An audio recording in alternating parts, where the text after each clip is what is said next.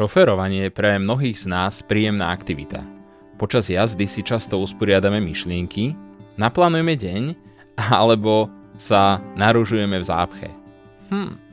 Ale čo keď to má niekto inak? Z ničoho nič sa v mozgu spustí poplach. Príde stres, zovretie náhrudi, potenie rúk, či už je to tunel, zápcha, diaľnica, všetko spúšťa ten istý vzorec. Úzkosť, respektíve pocit, že sa stane niečo zlé. Takto to mal aj môj klient, ktorý sa roky vyhýbal diaľniciam. Nie kvôli drahej diaľničnej známke, ale práve kvôli úzkosti.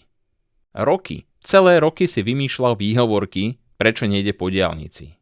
Keď mal byť v zápche, viete čo spravil? Radšej zastavil auto v odstavnom prúhu. A čo dnes?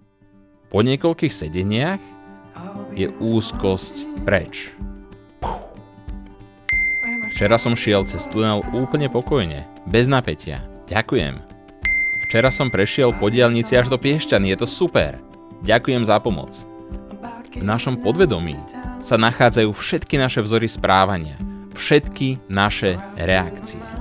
Hádajte, ako sa dá pracovať s podvedomím. Tipli ste hypnózu? Správne, uhádli ste. Napíšte mi do komentára, aký strach máte vy. Alebo z čoho máte úzkosť. A ja vám poradím, čo s tým. Ahojte.